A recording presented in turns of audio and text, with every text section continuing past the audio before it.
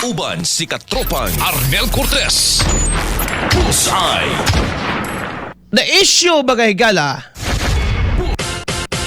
dili kung ang Vice President kinahanglan bang transparent o dili. Kay dapat tanan mga higala transparent. O dili sa ta mga higala di punta kumbinsido. Nga ang Vice Presidente mga higala, iyang gituyog sayop-sayop ang iya mga higalang salin. No? Gumikan kay mas daghang rason. Nga to nakita nga dapat tarungon niya ang iyang salin mga kaigsunan. No? Gaamping sabda sila. Kay bao ta mga higala o kay bao sila.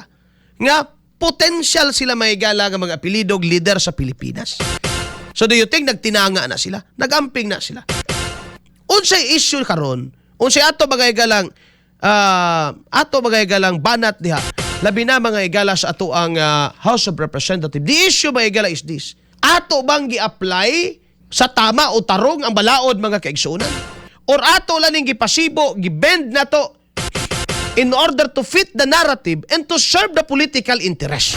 Bullseye! Bullseye! Ang SALN kon Statement of Asset Liabilities and Net Worth mga kaigsuunan is required under the 1987 Constitution and the Republic Act number 6713. Klaro mga kaigsuunan nga nag-ingon. Officials must declare their assets during their time in public office. During their time in public office. That's the rule, mga igala. Mao na'y patakaran. Not before. Not retroactively. Not based on what someone owned as a private citizen, mga katropa. Bullseye! Bullseye! So, ngano karon mga igala, nga ang mga pre-office assets suddenly being treated as ground for impeachment?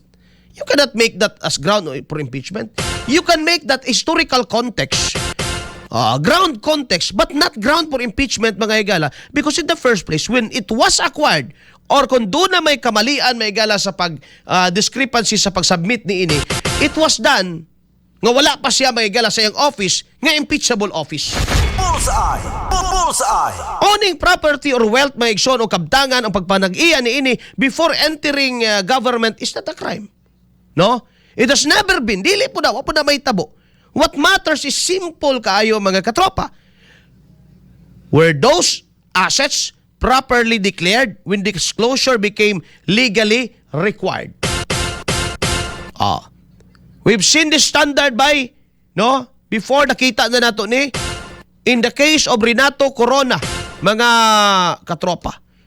Ang issue is, dili mga higala gumikan duna siya asset. Ang issue mga higala gumikan kinapakya siya sa pagdeklara og tama while in the office. And that's the line. That's the precedence, mga igso. Cross that line and accountability applies. Kinahanglan nga naata sa linya and the law protects you, mga katropa. And the Vice President is resolved and resolute, mga higala, sa iyang pamahayag nga wala siya gilapas nga balaod o tarong niya na deklara ang tanan niya, mga higala, nga mga asset. Yang tanan niya nga mga kabtangan, mga kaigsunan. You cannot question her nga nung siya kwarta. You cannot question her nga nung siya cash niya sa ihang kuan. Naay mga daghan karon na ibalay nagpa-aircon. Pero imong tanaw ni tiya mo isod. That's possible. Naay mga naitrabaho karon mga higala, sama na ako naitrabaho, pero ang unod sa akong BPI mga higala is only 25 pesos. It could be possible. Pero napasabot ba gawa ko'y kaptangan, ama ko sakyanan sa ubos. Nagihimo na akong balay. Di ba? It makes a difference, mga kaigsuunan.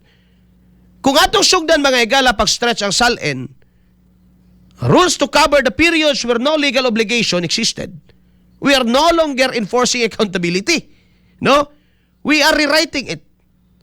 And once the door is open, it won't close neatly.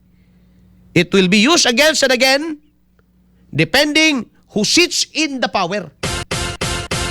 Accountability must be firm, but it must also be fair. No? Sige, kaingon ko na. Dili ta supak sa accountability. Ang atong gisupak, may gala, ang dili fair nga pamaagi.